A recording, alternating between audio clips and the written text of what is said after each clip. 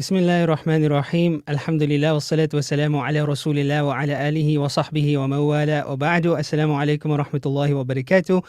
To all our guests, our visitors, our viewers and our listeners, and of course to my co-host this evening, Dr. Maulana Yusuf Patel. Assalamu alaikum wa rahmatullah. Wa alaikum assalam wa rahmatullahi wa barakatuh, Maulana. Thank you for having me. No, barakallah fiqh. I'm really happy that you joined me on this podcast. And of course, let us not delay and bring on our guest of honor this evening, inshallah. None other than Dr. Jonathan A.C. Brown. Assalamu alaikum wa rahmatullah. Assalamu wa rahmatullahi wa barakatuh. How are you doing? It's so lovely to have you, and thank you so much for agreeing to join us in the podcast. My it's pleasure. an honor. Alhamdulillah. Nice compliment to me to be in it, so I'm happy to do it. Oh, no. I think the honor is ours, really. I've known you for a couple of years now, alhamdulillah. I'm happy to call you teacher.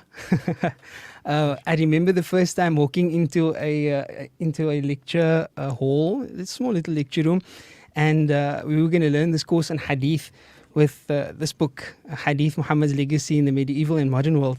And I'm reading the book and I'm thinking, okay, it's written by Jonathan Brown. Like, where do you get the Jonathan Brown who writes a book on hadith, Muhammad's legacy in the medieval and modern world? And I was just expecting to get this whole Ignaz Goldziher, Joseph Schacht, type of thing. And then as I read the book, I was like, oh, this is interesting. And then I met Dr. Brown, alhamdulillah. And also I have a sanad that goes through, حدثنا Sheikh Jonathan Brown. In fact, we had so many requests for you to narrate that hadith, Al-Musalsal Bil-Awwaliyah. There are many of our colleagues and teachers there who didn't have that opportunity the last time, and they said, you know what, you have to ask him to tell us about his isnad and his mashayikh and his studies in the traditional world. So over to you, Dr. Brown. What do you have to say about that? Bismillahir Rahmanir Rahim. I don't know. It's sort of silly. I mean, I'm not. It's not a silly request. It's silly for people like you. I mean, you all have done so much more study than me. That I why you would. No, it's true. It's not like a matter of interpretation. It's factual. I mean, I don't even. I wouldn't even like pretend to have gone through the kind of studies you've gone through. I mean, I just have a different perspective, and that may be like. I ask different questions. I try to explain in a different way. And so it can be useful. But, I don't think that anything in that book is something that is an insight that you're not going to find in the Islamic tradition. It's just sort of organized differently. Although it's sort of annoying. And presented really well for a Western audience as well. Like really doing a good job of presenting the tradition in the English format to a Western audience and telling the story of hadith really, as opposed to, normally what we tend to do when trying to present hadith is we or at least I did in the past, basically just try and convey mustalahul hadith, which is like a whole lot of terminology.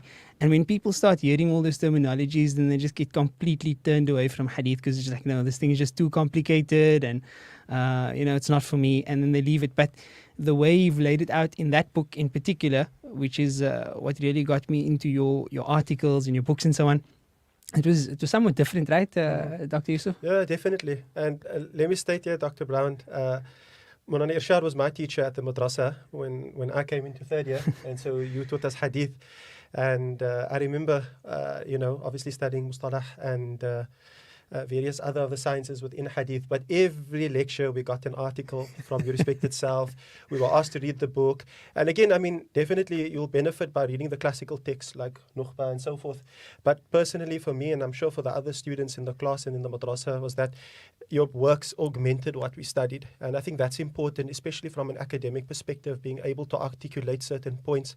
Because usually students at madrasas, they tend to remain within a cocoon and within a sort of a traditional shell, and they're not really aware of the studies that are going on within the academic centers, the valuable studies. Yeah. So who's your inspiration? I mean, this is surely like uncharted territory for you. Where did you draw from, in terms of presenting the traditional sciences in this format? What was your, guru in this field? Um, well, it was, by the way, it was funny because I think that class that I taught that year in South Africa, I walked in and they were recording the lecture they had an iPad sitting on a pile of my books and leaning on a pile of my books and then looking. I mean, it was just sort of this incredibly narcissistic image of just like lecturing on something and being recorded on a pile of my own books, which is Right. funny. I think I still have a picture of that. But yeah, I mean, I think for me, I think I was really influenced by two general trends, or strains. One would be reading the books of Muhammad Abu Zahra, Sheikh Muhammad Abu Zahra, rahimahullah. I think he died in 1974, the Egyptian Azhari scholar who wrote a volume on each of the four Imams. He wrote one on Ja'far al-Sadiq. He wrote one on Ibn Hazm. He wrote one on Ibn Taymiyyah. And then, but he really looked at each of these figures and kind of explained how, like, Malik or Abu Hanifa they were all trying to accomplish the same task, right? And so he would kind of look at their perspective, and he wasn't judging them or trying to engaging in kind of polemics. It was really trying to understand, like, what was this person trying to do, and why did that lead them to make this choice and that choice. And then I realized that he was drawing a lot on Shah Waliullah, rahimahullah, the great Indian scholar, died 1762 miladi. And so I went and I read his books, especially his Al-Insaf, his Bab al-Ikhtilaf, his Hujjat Allah al-Baligha. And I saw kind of the same approach where he's really looking at all these madhabs or all these schools of thought as kind of perspectives on one approach. They're all kind of trying to do the same thing. They have different priorities. They have different anxieties, or they have the same anxieties, but different ways of addressing those anxieties. By anxiety here, I don't mean like some kind of teenage thing where you walk in where you don't have your pants on or something. I mean, like they're worried about misrepresenting the Prophet's words. They're worried about misunderstanding their religion. They're worried about corrupting it. They're also worried that people won't understand it. It's so like they have these anxieties, whether it's like the Mu'tazila or Ahmad ibn Hanbal, rahimahumullah, they all have the same concern, right? They want to understand their religion correctly. They don't want to corrupt it. They don't want to misrepresent it. They want to understand what aspects of it are kind of eternal and unchanging, what aspects of it are changed with circumstance. And although they might sometimes oppose each other bitterly on some particular issues, they're all motivated by the same approach. And I think that seeing that, like, and when you look at history like that and Islamic thought like that, it stops being this, as you said, sort of like a dry and almost academic examination. And it really, you go back and live, like, you put yourself in the shoes of those early community, and then like as the generations move on, you can like almost kind of relive that experience of like trying to address these challenges. And as time goes on, as you move geographically and temporarily away from Arabia.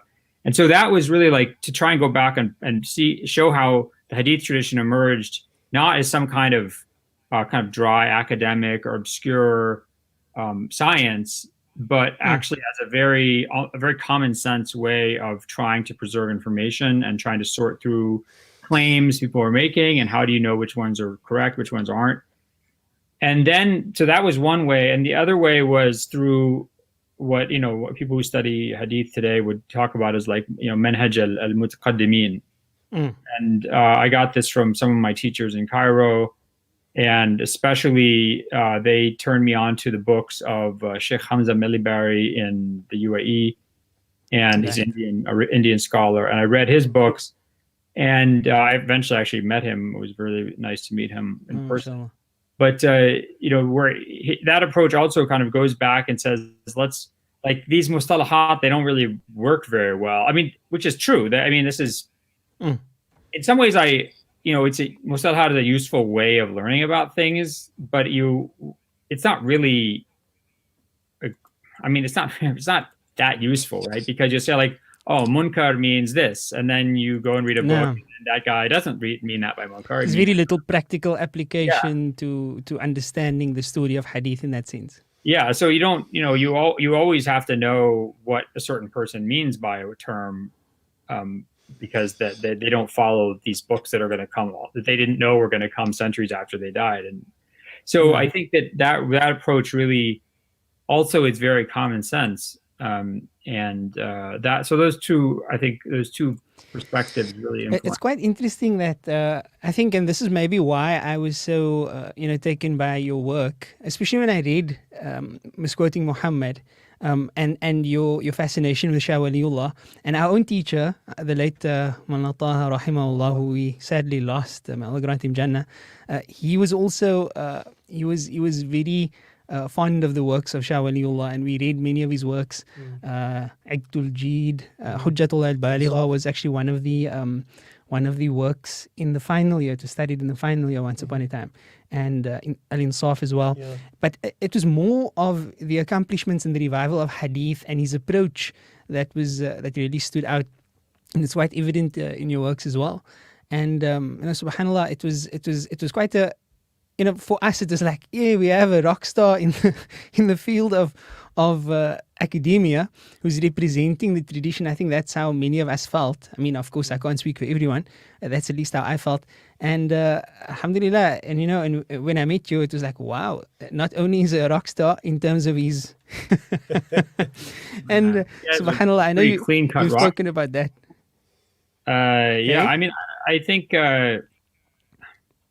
I was really sad to hear about Maulana Taha Quran's passing. I was really I met him, I think, in Cape Town, and I thought he was a really interesting person. I mean, he was very open-minded. He was very quote unquote conservative, but also very open-minded, which I thought was a really impressive disposition to have. And I think I've tried. I think maybe if I've contributed anything, it's to sort of just show that you can be, a Muslim who's really proud of their tradition and be an academic in the West. I'm not sure that's a big accomplishment, but I mean, I don't see those things as intention. I mean, I see the Islamic tradition as a tradition of academic excellence. Which is the same thing in theory that I'm supposed to be pursuing as a professor or as a writer or researcher. And I don't see these things as in any way in any kind of in conflict at all. I mean, I see, and so I think that trying to kind of reveal that the idea that these are supposed to be in conflict, to reveal this as an illusion, has been one of my main objectives.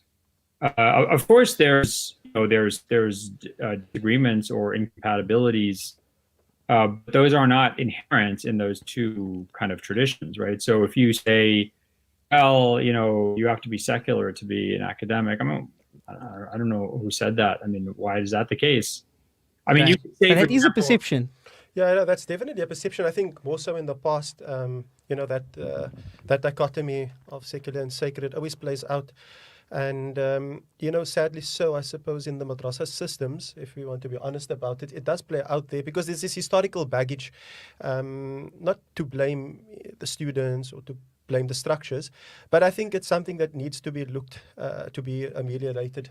And again, I think it's these type of works, these type of engagements, finding that common ground between scholars like yourself, scholars within the traditional settings, sharing platforms, speaking, engaging, working on shared projects. Those type of engagements definitely help, and I think it breaks that perception. Absolutely.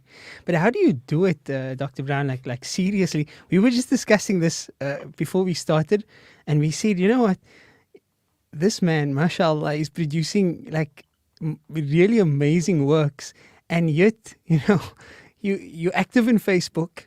Whenever we hear from you, you're always commenting about some movie or something of the sort. Food. And yet the works that you produce, where do you find the time to accomplish what you're doing? This is no ordinary feat. This is your latest your largest, or rather your latest large publication, Slavery and Islam. I haven't read the entire book yet, but mashallah, the way you tackled this topic, it is a brave step. Yeah, even for me, really. this was interesting because I remember at the madrasa when I think it was the 5th year, this topic came up in one of the classes.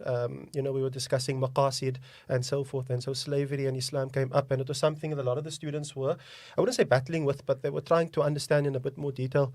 And then a week later, I just saw a message coming out that you'll be pursuing a book on the subject. Right. So it's really interesting how these things sort of spur. Yeah, how do you do that though? I think that one way I was able to, I think, produce a lot of material was that I didn't get married till I was 32. I basically Take note, all the students out there. Yeah, I kind of lived like a sort of like a hermetic existence, for a long time. Right. I would sort of I would travel a lot to do research, to meet people, but I would, I just sort of read and just researched and learned and studied and stuff for a long time. Maybe when other people would be busy with other things, and I was just like obsessed, and I just did nothing but read and study and listen for years and years and years. So I think and so when I started to write stuff, I had a lot of kind of research to draw on. Then the second thing was, to know Muslim scholars who I could ask for help on things, who were, able to direct me to sources that I wouldn't know about or I wouldn't have thought of consulting. People like you, people like you guys. So, that was a big thing. I mean, a lot of what I've done is really just to take work of Muslim scholars and kind of translate it, not literally translate it, but kind of translate it conceptually or kind of shift its presentation to, a kind of English language, kind of secular facing medium.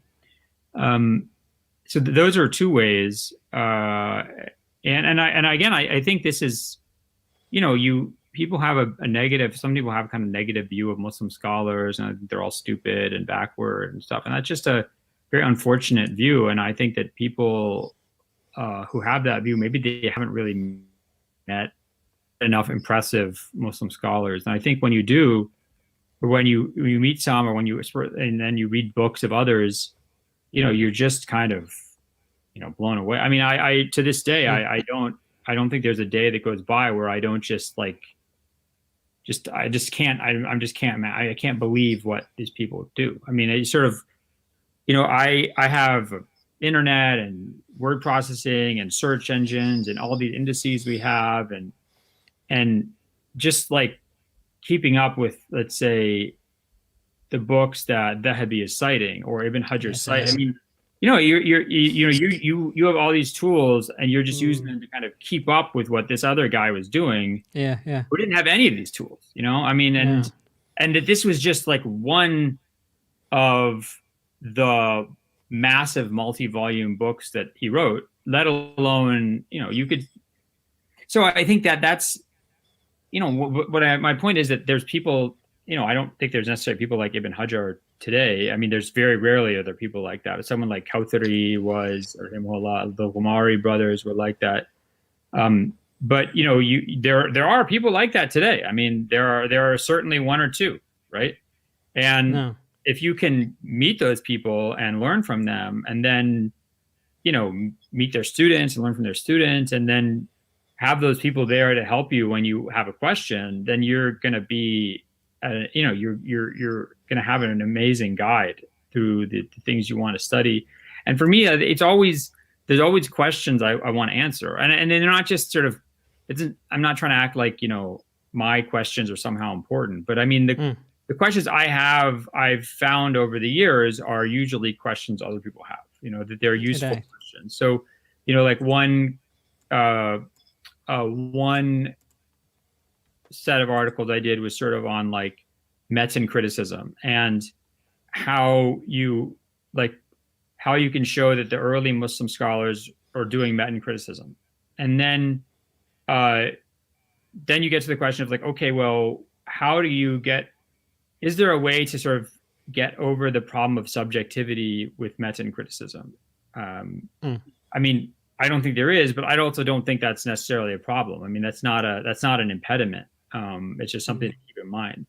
Another, question I had is, okay, well, Muslims have spent all this time authenticating material, but they also, or at least some Muslims, use material that they know is not authentic. So why is that? Like, so those are kind of questions I had. Questions about miracles, like, Muslims are supposed to believe in miracles of saints. What does that mean? Does that mean have Muslims always agreed on that? I mean, I'm not even talking about bringing some kind of insane left field progressive, view or something. I'm saying like just within the Sunni tradition, what have been the views on this? And you see that when Muslim scholars when they differ on these topics, their disagreements are really, really, not only are they kind of they're very sensibly grounded disagreements, but they're the same disagreements that people would bring up today, right? So, if you believe in miracles of saints, and if miracles of saints keep happening, then eventually miracles sort of lose their meaning, lose their importance, right? Or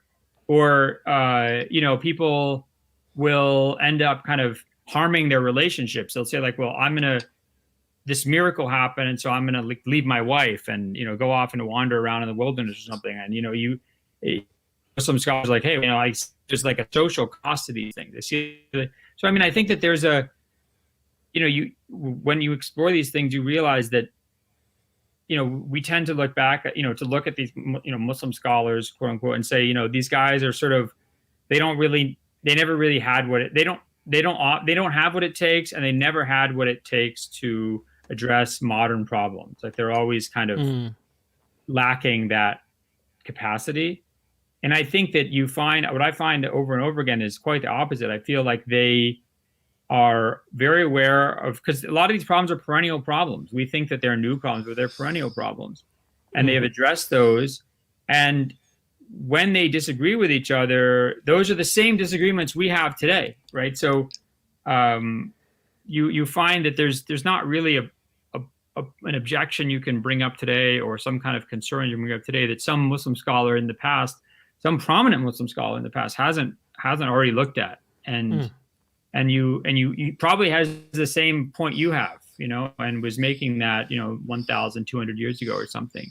And then, just in terms of other things, like literally the questions that I have, like something about slavery or, those are,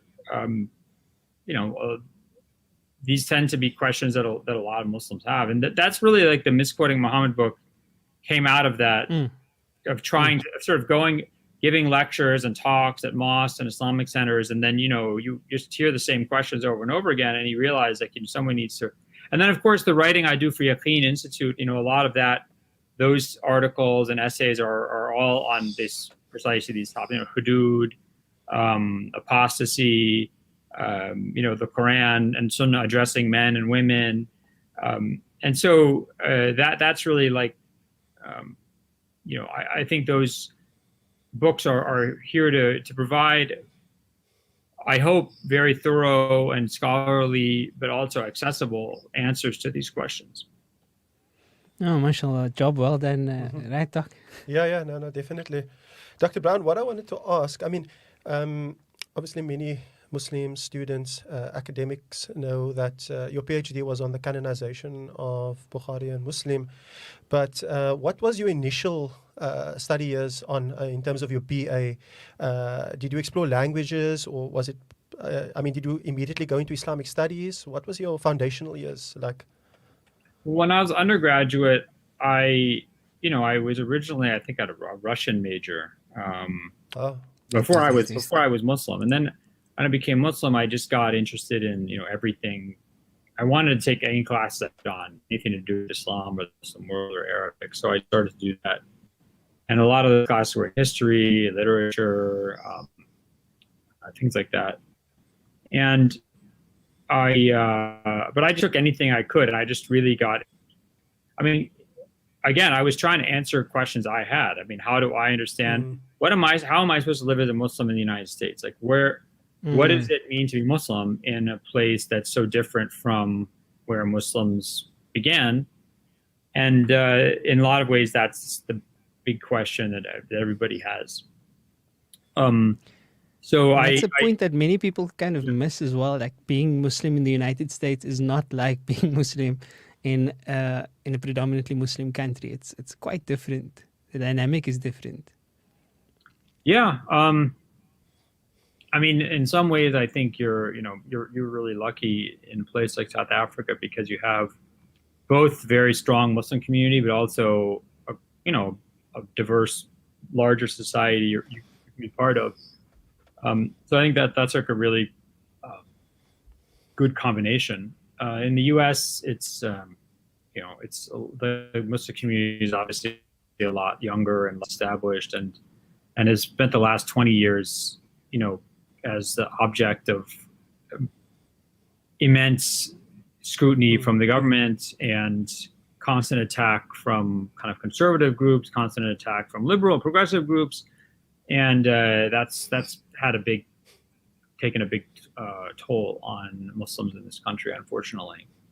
So I think I studied that a lot. Was like history, but that really was kind of intellectual history, which is really sort of studying Islamic thought.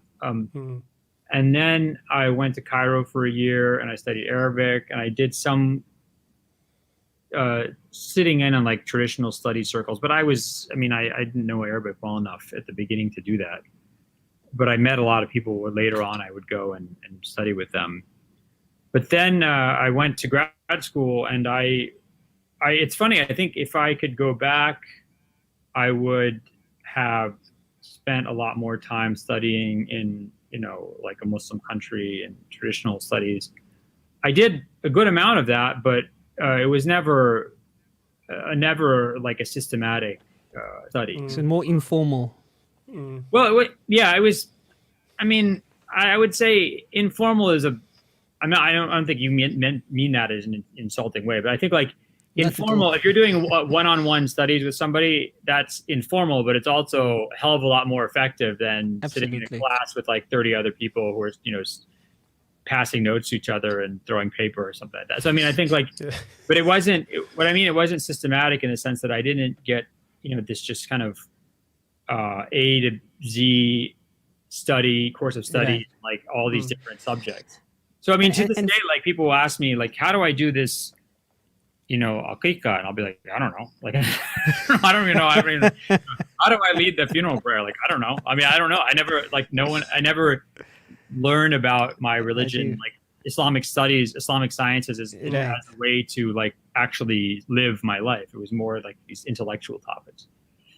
Right. Interesting. So in terms of your traditional studies, Doc was asking about your academic studies, but in terms of your traditional studies, what was the most impactful or who was the most impactful teacher or what was the most impactful reading that really affected and impacted you in terms of the way you thought? I mean, you mentioned some of the scholars, but in terms of your own teachers and books that you read with them, was there anything that stands out?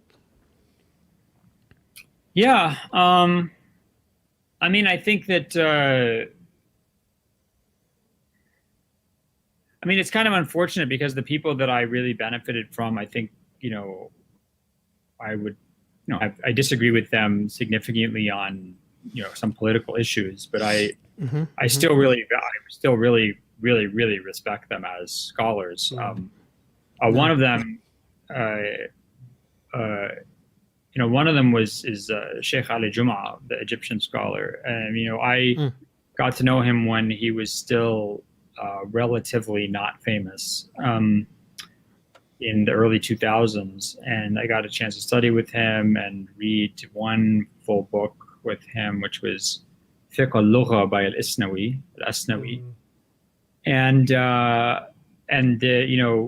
to hear some hadith books that he did commentary on. And it wasn't the just like kind of being exposed to his way of thinking was really had a big impact on me. It just showed me what it was like to be around a Muslim scholar who was really, had the kind of gigahertz, the kind of mental capacity that somebody who is from like the I mean, I don't want to say this as like an elitist way, but what I mean is that he could have been like anything in Egypt. He could have been a neurosurgeon or whatever, and he decided to become an alim.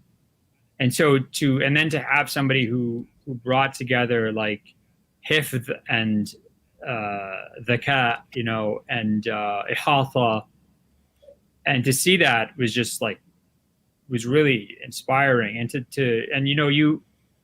you realize like how in some ways how impoverished one is if one just reads books, because the books are not meant to be they're not kind of guides, they're not living guides, they're sort of resources, and they're tools. It's when you see someone using the tools and you're like, oh, that's like, otherwise you'd be like, oh, I don't understand, this part of the book says X and this part of the book says not X. And that's a contradiction. And look, Muslims contradict themselves. And look at our heritage; it's all messed up. And then you realize like that's not the case. Like these people were not idiots. They didn't just kind of, they weren't so stupid that they didn't. They wrote things and they understood that sometimes this thing was the tool used, sometimes that thing was the tool used, and was completely fine for them. And so. And to see that and to really be humbled over and over again by somebody, when you ask a question, you think you've got somebody and then they just sort of wipe the floor with you and you're like, oh, wow. It's really humbling for me. It was really humbling. And then some of his students, especially, there's a number of his students that I studied with that I really benefited from. But the one I think that I ended up studying the most with personally, and then he really had a big influence on me, was a scholar named Osama Sayyid Mahmoud. Osama Sayyid Mahmoud al-Azhari. I don't know why I forgot that, but he's only about a year older than me, or a year or two older than me. But he was really, this guy was like, incredible. I mean, that's when you realize, when someone has memorized like whole books and books and books, and then that's just like the data bank they're drawing on, and then they're also, cognitively really capable, and to sit and read with them, and to hear them reply to questions, and is just kind of awe-inspiring for me. And I think it would be for anybody. Like, I don't think I'm it's not like I'm either insightful or kind of have low standards. I think anybody, intelligent or not, would be extremely impressed with this experience. So, I read a lot of books with him, but he would mostly sort of assign me books to read, and then I would come back and talk to him about and ask questions. So one thing I think that was like, I remember that really being kind of learning a lot from, was reading the whole Mizan al-I'tidal of al-Dhahabi with him. The whole thing. Yeah, and then reading like the Muqaddimah of Sahih Muslim, reading Ilal al-Saghir of al-Tirmidhi, reading. I read that with you. Oh, really? Yeah, I hope it was. I probably hope I made some. It's very good. Very good, mashallah. And also reading like the first quarter of the Sunan of Ad-Darimi, which is, if anyone hasn't read that, if you're interested, it's a really fascinating. What is it? Abu Abdurrahman Abdullah bin Muhammad al-Darimi, I think, died 255 Hijri, about 878 or something, 860. I can't remember, 868. He's from near Samarkand, and he was kind of a scholar in the Shafi, not yet Shafi madhab, but Shafi tradition. And his Sunan, I think it's the first about quarter of the the book is sort of like an usul of the Ahl Hadith. It's sort of like an usul approach to interpretation and epistemology, told through and constructed out of author of the prophet, on the companions, the successors, the sort of the first 2 or 3 generations, and it's really amazing. And sort of to read that with him was, so I think that these kind of those experiences were formative for me. Nice. Yeah. No, I think those are interesting points. Something definitely I think many of us experience as well with someone like Maulana Taha. I remember, I came from the medical field. I studied medicine first. And so when I was in med school, you sort of had this grand picture of a professor when they present, on the ward rounds. And that's something that you aspire to. And you're really impressed with their breadth of knowledge in terms of how they apply clinical medicine and studies and theory and so forth. But then, when you meet people, as you mentioned, like Sheikh Ali Juma and so forth, you really get affected and influenced in terms of how scholars of the past and, as you mentioned as well, scholars today actually still hold that legacy up. I remember when I met Maulana Taha for the first time, I was just blown away in terms of his breadth. Like, you really appreciate this concept of when they say someone's an ocean of knowledge, like he's a bahr. It's an idiom used in English as well, but I really appreciated that, within the Islamic studies domain when I met someone like Maulana Taha. And I think it gives confidence to Muslims, just to know that there is a tradition. A lot of people speak about Reformation, and I think that has its place, definitely.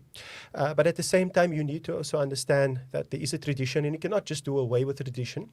And before you actually want to enter that domain, you need to know what the tradition actually talks about. You need to know the boundaries. You need to know what can be achieved within the tradition and the tools and instruments. So I found that really, influencing on me personally. I know, absolutely. Wait, hang on. Hey guys, I got to run grab my power cord because my computer's going to die. I'll be back in 1 second. And it's out or whatever. So I actually have a secret, right? So we started the Isnad Academy podcast and this channel basically, and I did not delve into what an Isnad is or speak about it because I was kind of saving that for the day that we got Dr. Jonathan Brown on so that he could explain it, because I felt that, it's such a central concept in our tradition. Like, from the Tabi'een, al-isnadu min ad-din, right? And it's so central that every single science that we have, every single discipline, whether that's hadith, tafsir, qira'ah, you name it. Every science in the traditional world, you don't just pick up the book and read it. You get the isnad. And that's essentially what connects you to this legacy. Yeah. And you can see the impact that it has. I mean, people see, Dr. Brown, this American scholar. But he's connected to scholars who essentially, he then attaches himself to as part of this tradition. And this is traditional Islam. And for me, this is kind of just like what sets it apart. So now that he's back, we can stop speaking about him. Dr. Brown, I was just saying that we started this channel, right? We said we were not going to actually delve into this concept of Isnad. And I know many people were thinking, Isnad Academy, like, what's this about? But I was telling Dr. Patalia that it's such a central concept to the traditional world, traditional Islam and its study, that every science comes through this Isnad. And I remember when I read it from your book on Hadith, I just felt that it was so beautifully explained that it's not just this chain of verification, a chain that you can verify authenticity with, but it has so much more than that. Would you care to share your thoughts on Isnad? Let's talk Isnad with Dr. Jonathan Brown. Bismillah. I guess I think, in one perspective, it's very obvious, and I think that we rob ourselves of a lot of benefit by not seeing that. Shah Wali Allah, when he talks about knowledge, right? I mean, you either, and this is kind of again, this is not some profound insight he came up with. He's just kind of giving you a summary of how Muslims talk about, not just how Muslims, but how like Aristotle or Saint Augustine would talk about the acquisition of knowledge. Like, but here I mean knowledge, like literally just perception and idrak of the world around you, right? So you get things through perception or principles of reason, which are very few. Like sense perception obviously is a lot. But anything you haven't experienced, you get through isnad. Like whether it's someone telling you something, or it's something you read, or it's a video you watch, right? So everything getting by some kind of transmission. That anything you haven't experienced comes by transmission. So in one sense, like to think about that, and to think about like everything that if you want to verify the world that you are perceiving from outside your own experience, you have to be critical of that, right? Or you're not critical, but like then just be honest about that, right? So like when I look on like the weather forecast and it says, it's going to be cloudy today or something, like I don't think about that critically. Or when I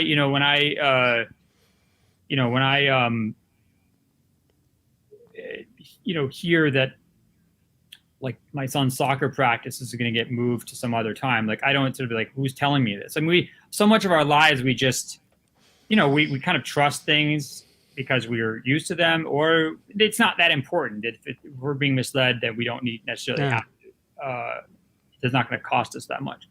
But that when things are important, we do make a lot of effort to verify information. So that's one sense, like that thinking about Isnad as like the way that we learn or the way that we perceive the world around us is, I think, very important.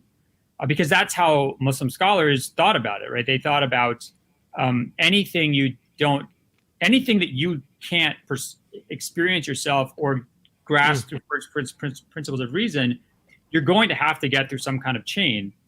And then you should be aware of what that chain is and what its potential risks are. The second thing is, that our traditions of knowledge to this day are still Isnad based, even in the West, right? So, I mean, there's when you go to you could buy my book on Hadith and just read my book on Hadith. And that's like pretty much anything my classes, like I might give examples that are not in the book, but like, everything I'm going to tell you is pretty much in the book. Same thing for my class. I've written so many books now. People could just read my books, like, but why do you go to class to be with a teacher? Because you interact with them, they correct you, you ask them to specify, right? You learn to think critically, like they're teaching you how to think critically. Like one of my students asked me yesterday from one of my classes, like, what am I supposed to learn in this class? And I said, actually, for this class, I don't really care if you learn anything, because this class is not really about you learning material. It's about you learning how to think critically, read critically, speak articulately, right? And so that's what you get from being around people who are more knowledgeable than you and more capable than you, or older than you, or more experienced than you. So the same tradition in our in any kind of place of education, any kind of traditional of education or practice, whether if they're like medicine, or how do you learn how to like cut a liver or to transfer a liver? I mean, you could read books on it, but you gotta basically, someone who's done that a lot, it's going to teach you how to do it. So that's the other thing. And then finally, the last thing is just, the idea of connection to the past, the idea of reliance on the past, the idea of being both a inheritor and a kind of a junior inheritor of something that's bigger than you and greater than you, from people that were better than you and greater than you, but also having to rise to the occasion of that, right? So that you are now the face, you are now the latest the edge of this, the leading edge of this tradition as it moves into the present and future. And that you then have to you have to fill those shoes, even though you might not be as capable as you'd like to be. You have to fill those shoes. That's a big responsibility. It's not your shoe size. Yeah, and I think that that's like really important. And I think that I think that's very important. Awesome. You know where this is leading to, right? Yeah. We're going to culminate into getting that isnad from Dr. Brown, inshallah. You know what I found interesting really in these in these recent times of COVID-19 is the application of hadith principles. Yeah, we actually got a comment just a moment ago. In fact, we should actually look at the comments. I think it's exactly what you're about to say. I'm just reading there.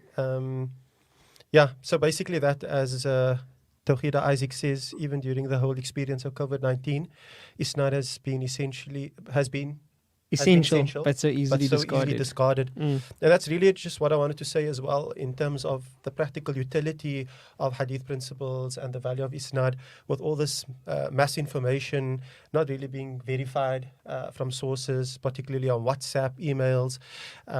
People are more confused than ever in terms of the authenticity and the value of what they're reading. And especially when it comes to, something so serious as COVID-19, where so many people have passed away, so many people have become sick, have been impaired. It's important that we at least are able to draw on our tradition.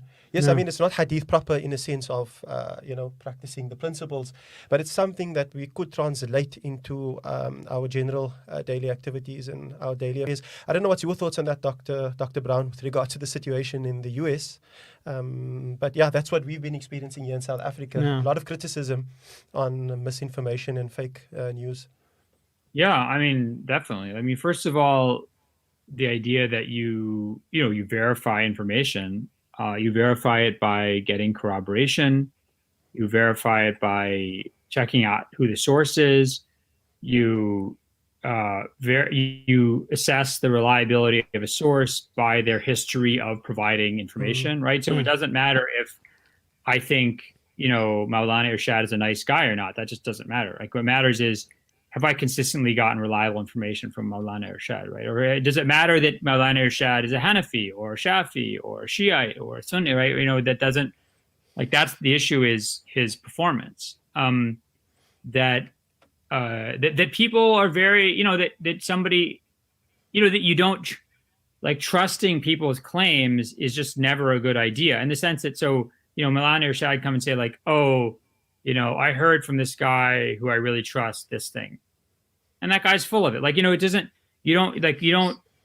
world isn't, we don't get information just because somebody told me something and, he says the guy's reliable. Like, which guy? Who is this person? Really, like, go and check, really. And then go and check, did that person really say this? Because Irshad misunderstood the person, right? So go and check. I mean, I always remember this example in Allahumma salli Muhammad. I think it's in I think it's in Al-Kindi's Tarikh al-Qudaa, that I think it's Bakar bin Qutayba, the Hanafi chief judge of Cairo in the kind of the time of Shafi, Imam Shafi. He wants to rebut Imam Shafi's some of his opinions.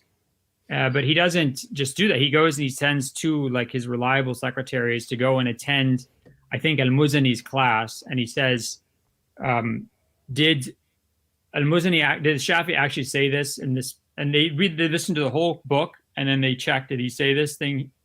Yes, he said this. Then he gets the report back, and then he rebuts the opinions, right? He doesn't just say, like, I heard Shafi says this, and oh my God, he starts typing about, because maybe that's not what Shafi said. Maybe he never said that. Maybe somebody misunderstood him, right? So how much of our, reaction to each other, or our reaction to information, or reaction to situations, is this based on this kind of off the cuff, unverified? And that's not how Muslim scholars did things. Like, and they did that because they knew that the way that errors come into reasoning and to chains of transmission, and this is not just, I mean, we're talking about hadith, but this is like in what I just gave you as an example from law, like whether it's law or theology or Sufi, anything the methodology of the Isnad permeates all Islamic sciences. Right?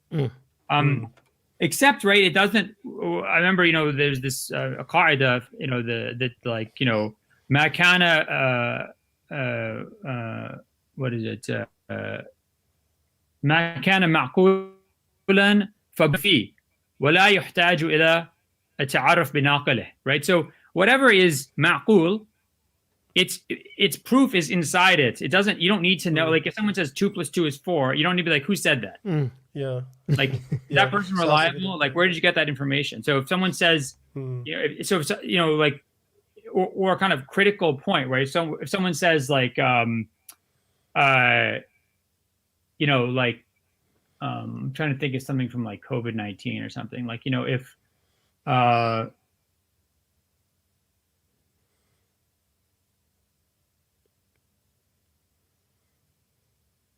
if someone says like, if you're immune compromised, it's more dangerous to get this disease. Yeah. Like, okay, it doesn't really like that. That's a basic kind of almost rational principle. Like if you lack the resistance of a regular person to X, then you are going to be more vulnerable to X than a regular person, right? So, so that kind of thing is, but then, you also have to be very careful about when you like where that division between ma'qul and manqul is, because if someone says like, I am really nervous about COVID-19, so I'm going to wipe my groceries with Lysol wipes or something. And then, because you're thinking about kind of this, like you're getting a cold or something like that, but then you're thinking this is reasonable. And maybe it's a good precaution when you don't have access to information yet, but then you find out like, actually this is transmitted sort of through inhalation and through air, right? So it's not like something you get like a cold where you're going to touch something and then touch your eye or something like that, right? Like, so it's, that sometimes we think that a conclusion we come to is reasonable, whereas in fact we don't understand that it's actually not accessible to like first principles of reason, that it's actually a specialized subject of study. That so, for example, another example, this would be like that. Improving healthcare reduces population growth. They're like, wait a second, what do you mean? You have bad healthcare, more people die. That means there's less people. Okay, but if you look just sort of over time, how this actually functions in society, if you increase healthcare, people have less babies. Okay, I don't know why that is. It's just something like this specialized thing that people have observed who study that one area. And so, a lot of times we get mixed up between, manqul, ma'qul, what's like ma'qul in the sense of al-awaliyat or al-badahiyat, like first principles of reason, versus what's actually what has come through nadar, right? Nadar. So if you nadar and tajruba, so you have to have investigation and then empirical study before you can say that you can like rationally grasp certain things.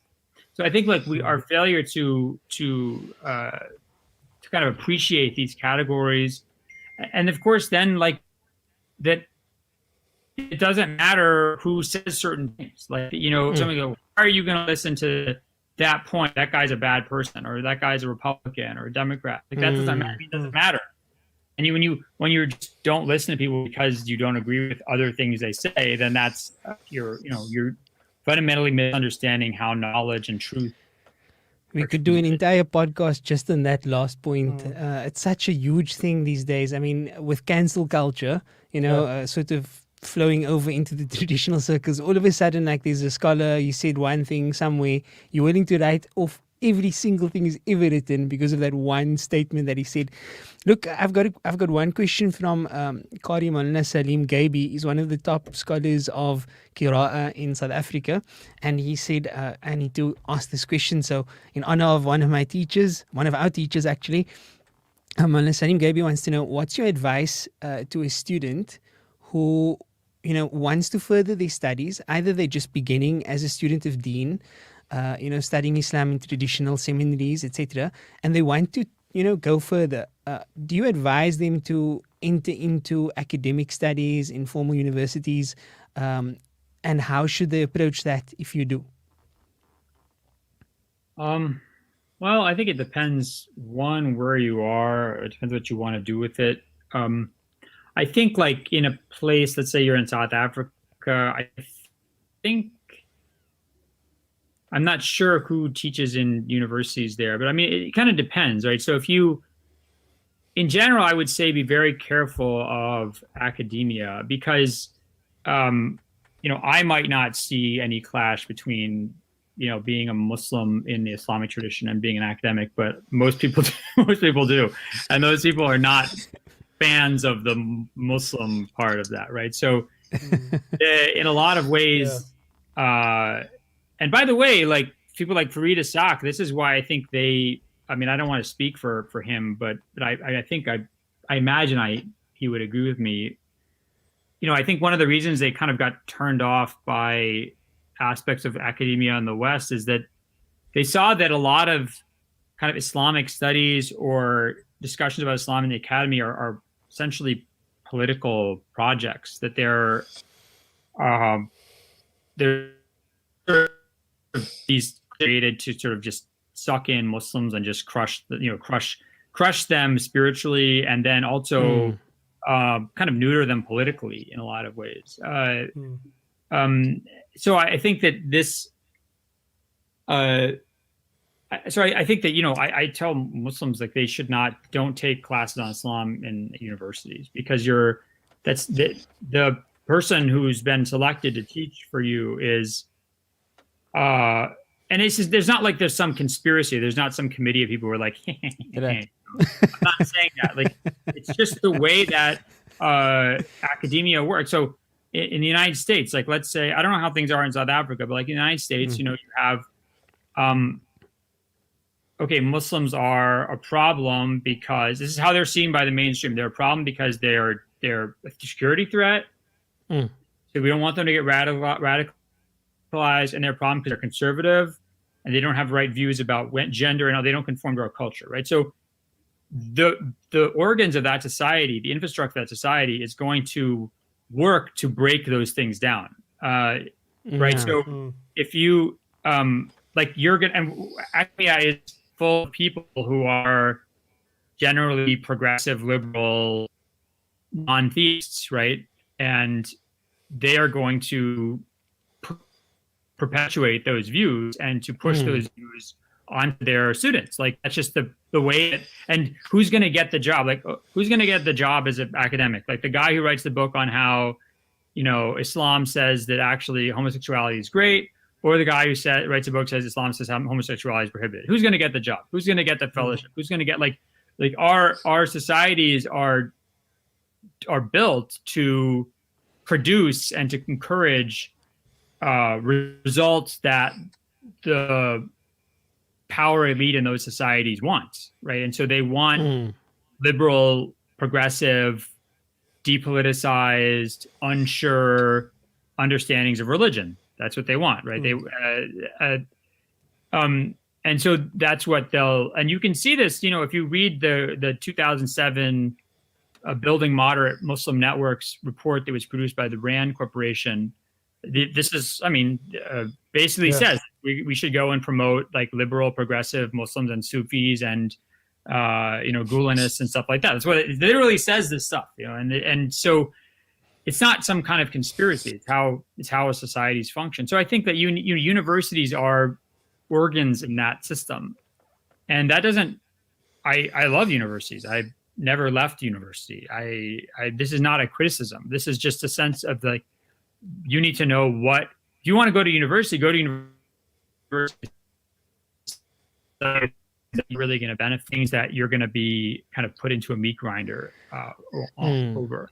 Now it depends. Like if you go to, if you can study with people who are not like that, right? So if someone can say, I want to study with Jonathan Brown, well, I'm not going to be like that. I'm not going to, at least in my classes, you're not going to be subjected to that kind of treatment. And it doesn't mean that I'm not going to try my best to make you a good scholar. I am, but it just means that, the environment is very different.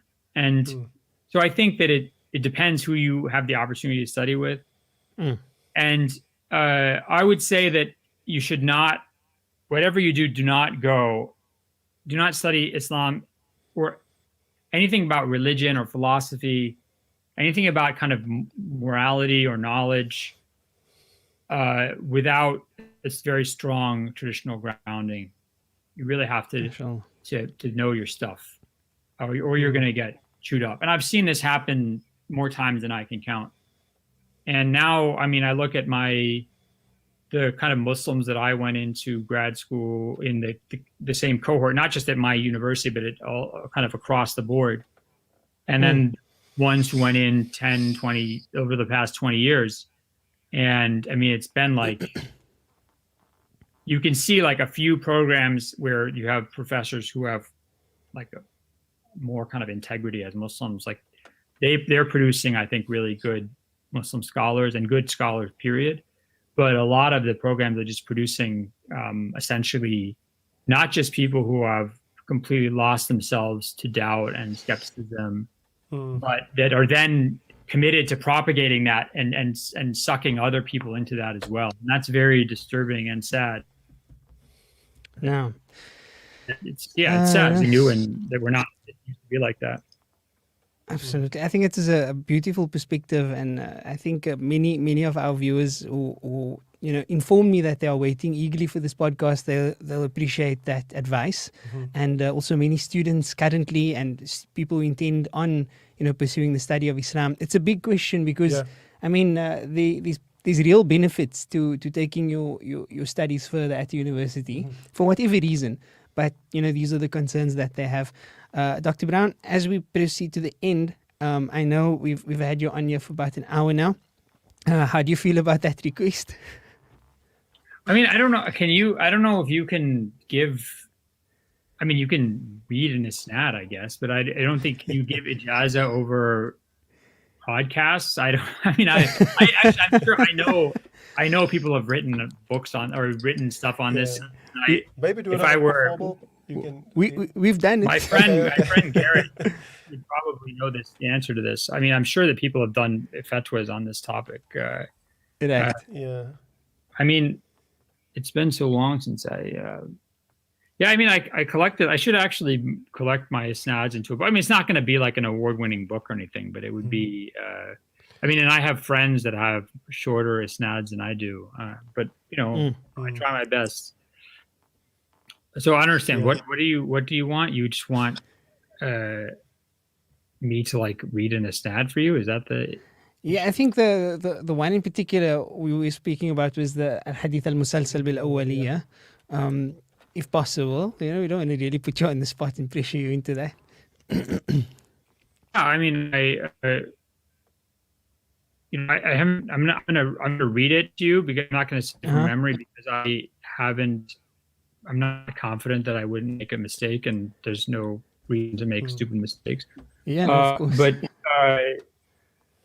it's not a short isnad, but it's a nice one. And there's other ones. Let me think I can find some other ones. Maybe 1 second.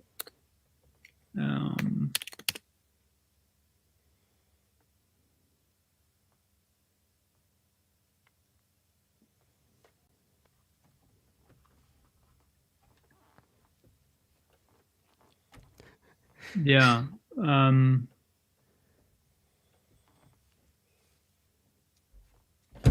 Oops. Yeah, this is from Bukhari. It's isnad to Bukhari, which is a pretty short isnad.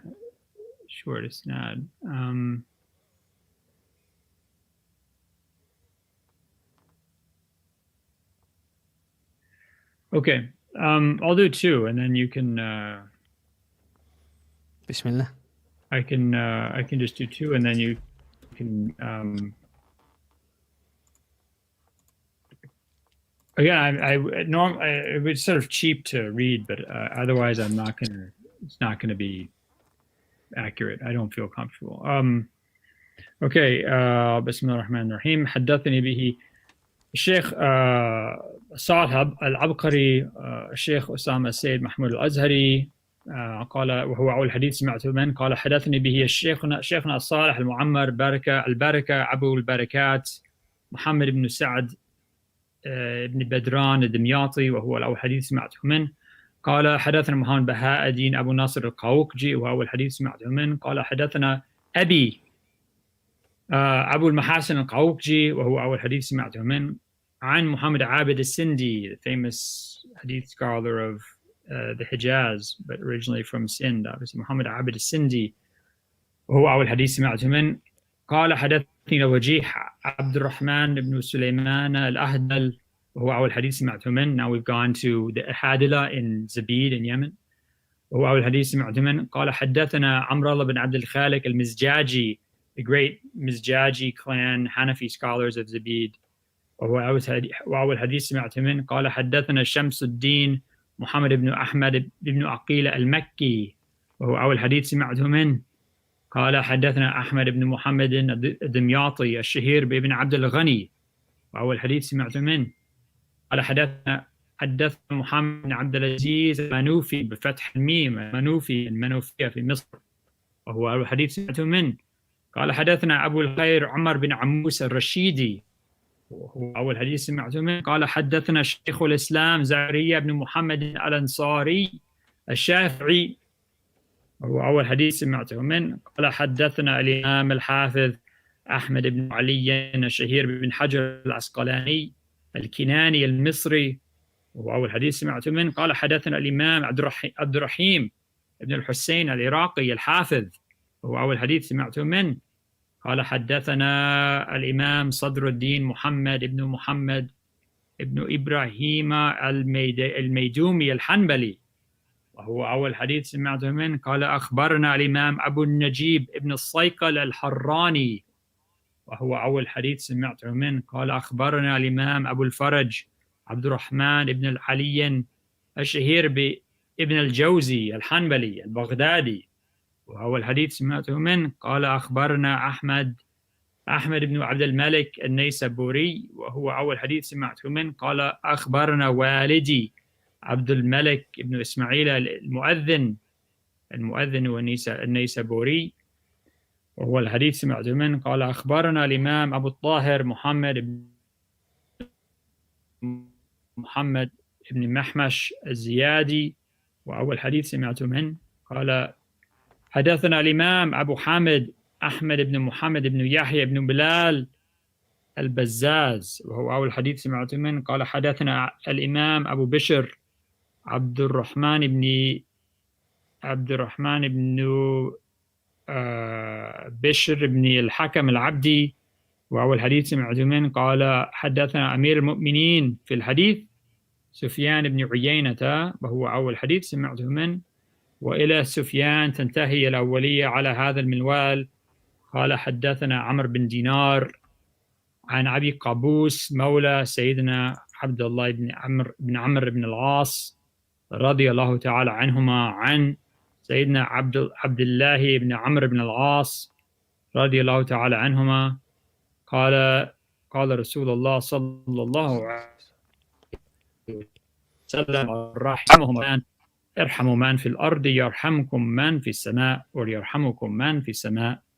رواه أحمد والحميدي في مسنديهما، والبخاري في الكنى والأدب المفرد، وأبو داود في سننه، والترمذي في الجامع وقال حسن صحيح، والحاكم في المستدرك وصححه وغيرهم، وقال السخاوي إنه صحيح باعتبار ما له من متابعات وشواهد. And then the second hadith is the first hadith from Sahih Bukhari.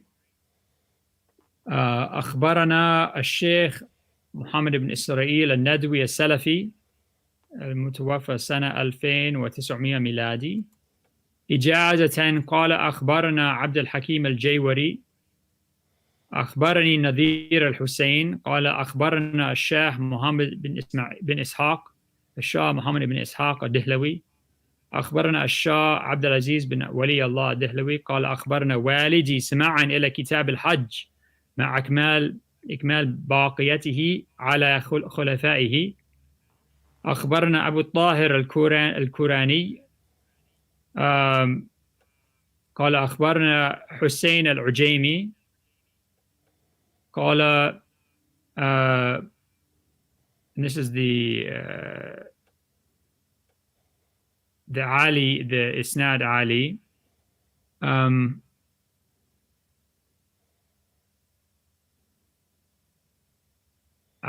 قال أخبرنا محمد علاء الدين البابلي أخبرنا سالم بن محمد السنهوري قال أخبرنا نجم الدين الغيثي قال أخبرنا الشيخ الإسلام زكريا الأنصاري الشافعي قال أخبرنا أحمد بن علي بن حجر الأسقلاني سماعا لكله قال أخبرنا إبراهيم بن أحمد التنوخي البعلي وهو ابن رازين قال أخبرنا أحمد بن أبي طالب الحجار that was illiterate but who remembered hearing Sahih Bukhari when he was a child in Damascus and then going out afterwards and playing in the canal with his friends, who was later found to be the last surviving person from those hadith sessions. Ahmed bin Abi Talib al-Hajjar. أخبرنا الحسين بن المبارك الزبيدي قال أخبرنا أبو الوقت السجزي الهروي قال أخبرنا عبد الرحمن بن محمد الداودي البوشنجي والفشنجي قال أخبرنا عبد الله بن أحمد بن حيوي السرخسي قال أخبرنا محمد بن يوسف بن مطر الفرابري قال تلميذ البخاري قال أخبرنا محمد بن سعيد البخاري قال حدثنا الحميدي عبد الله بن الزبير قال حدثنا سفيان قال حدثنا يحيى بن سعيد الأنصاري قال أخبرني محمد بن إبراهيم التيمي أنه قال سمعت علقمة بن ابن وقاص يقول سمعت عمر بن الخطاب على المنبر قال سمعت رسول الله صلى الله عليه وسلم يقول إنما الأعمال بالنيات وإنما لكل امرئ ما نوى فمن كانت هجرته إلى دنيا يصيبها أو إلى امرأة ينكحها فهجرته إلى ما هاجر إليه. وأجزتكم بجميع ما روياتي حسب الشروط المعتبرة عند أهل العلم. قبلنا. جزاكم الله خيرا. Dr. Brown, I thank you so much for your time. All of us, and we look forward to having you in South Africa again really soon. I know you love South Africa, and I know you love the people of South Africa. So we really, really need to get you here, please. Yeah, I really want to come. Whenever you or whoever can manage to finagle an invitation for me. This time I want to try and bring my family. I want to, bring my kids over. Shall we'll get that sorted? I'm not asking anyone to pay for them, but whatever, however much you guys can chip away at the cost, I'd appreciate it. Inshallah, we'll make a plan. Dr. Brown, just a sideline question. Your favorite espionage movies? No, the reason why I asked this is that I had a debate today with a couple of friends after Juma regarding the Bourne trilogy or the set of the Bourne movies, the Bond movie that's also coming out now. So we're just discussing, what would probably take the top few positions. Like the best Bourne movie or the best spy movie? No, just in terms of these espionage spy movies, like what would you rate as your personal preference, obviously? Do you enjoy the Bond? Yeah, it was funny actually. The Bourne movies, the one I really liked was the Bourne Legacy, the one that doesn't have Matt Damon in it. It's not that I have anything against it. I just really liked the Bourne Legacy with Jeremy Renner. I thought that was really good. Yeah. It's funny because it's a bizarre circumstance, but I ended up talking to the director of some of the other Bourne movies. Okay. This is a very bizarre. I said, I just want you to know. You just knew which question to ask. I like this other one the most, and he said, "Well, that's the one I like the least." I was like, "Oh, Okay, well, anyway, then I really liked Spy Game with Brad Pitt and Robert Redford. Okay, That was very good. It came out not long after 9/11, so it's an interesting kind of document of, almost pre 9/11 film on espionage. I liked the Spy Game. I mean, I like all the James Bond movies, obviously. I liked my favorite James Bond is either Timothy Dalton or George Lazenby. I did not expect Timothy Dalton. Yeah. Oh, yeah, I did not expect that. He's got so much passion. He's got really passion. I think The Living Daylights is my favorite one. Okay. Interesting. Yeah. Although GoldenEye is my close second. I would have gone for Pierce Brosnan. Yeah. He's good. I enjoyed watching Roger Moore. I enjoyed. They're all good. I mean, this is not to knock any of the other ones, but I just think Timothy Dalton brought a kind of level of passion to the role that I hadn't seen.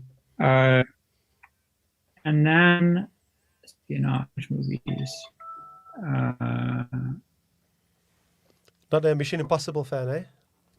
The Mission Impossible. Yeah, I like Mission Impossible. Yeah. I like them. I like the Mission Impossible. I mean, the last one or two didn't blow me away. But I think I liked one. I liked the one with Philip Seymour Hoffman. I liked. Of course, Mission Impossible is great.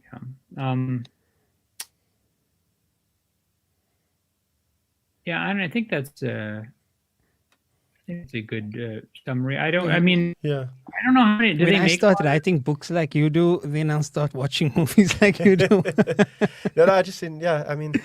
One of the ways I don't watch. I mean, I almost never watch movies on television. Because I used to travel before COVID-19. I traveled a lot, so I would watch movies on the airplane. Oh, I see. That's what I do as well. I mean, just catch up on everything. Yeah, so I mean, I don't else you can do. Ever since I had kids, and maybe even since I got married, my wife was trying to call me actually right now. I'm probably have to go in a second because. Oh yeah, no, I mean we've kept you. But thanks for that. I think. We really are looking forward to having you in South Africa. I would love to get. You know what? Invite me. Sorry, I'm the point. Invite me and invite my wife because she can also give talks on lots of interesting stuff. And we would love to come as a family. We'll set something up. I'll speak to one of my good family friends, Professor Yassine Mohammed. I think he's with Yaqeen as well. And a few of our local academic centers, the library, Isnad Academy. We'll work on something as soon as COVID allows, inshallah.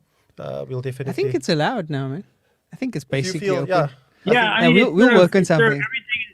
Everything is allowed now, but it's sort of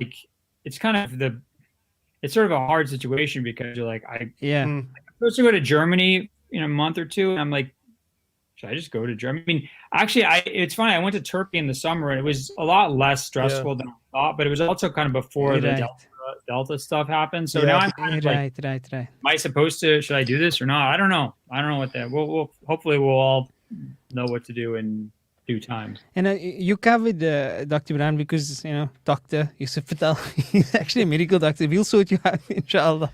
But I think it's a wise decision. Yeah, we're looking forward to that. Just to see how things go over the next couple of months, see how things pan out. It's a novel virus. We don't know how the vaccines, obviously, in a sense, with regards to long-term immunity. So I think it's worthwhile just to see how things pan out. But inshallah, in the near future, we'll definitely work on something. The niyah's there and the himma's there. So absolutely. Inshallah. And we hear that ijaza in person as well, inshallah. And I'm sure you'll appreciate a holiday in Cape Town, just to some sightseeing. It's a beautiful place. And the food, bunny chow, all that stuff. That's in Durban, I think. All that stuff. The Gatsby's. Yeah, Kumbais, we ate there once. What was it? The prawn. In fact, that's where we met. The prawn place. What was that? I can't remember. There was some place that had prawns. It's in Joburg. No, that's in Joburg. I think that was in Joburg, It was in Joburg. But then, we also, there was a place. Jomies. There was this place in also in Johannesburg, but I remember this coffee shop called Motherland Coffee, and it had a drink called the Dictator. Make the day obey you. If any of you go to that coffee shop, take a picture of that drink. Like on the menu, I somehow just stupidly didn't take a picture of it. It was the Dictator. Make the day obey you. We'll try to arrange that as well. Inshallah. Dr. Brown, Jazakumullah khairan. Thank you. Take care. Salams to your family, Okay. and we hope to have you on soon again. Thank you so much for your time. See you later. Okay. Assalamu Keep well. alaikum. Stay safe. Shukran everyone for joining us. You know, it's quite late. We all have other things to do tomorrow, inshallah. But thank you so much. And shukran to Dr. Yusuf Patel for joining me as a co-host on this podcast. Ahlan wa sahlan. You're welcome anytime, inshallah. Shukran, Until next time. Assalamu alaikum wa rahmatullahi wa barakatuh. Wa alaikum salam wa rahmatullahi wa barakatuh.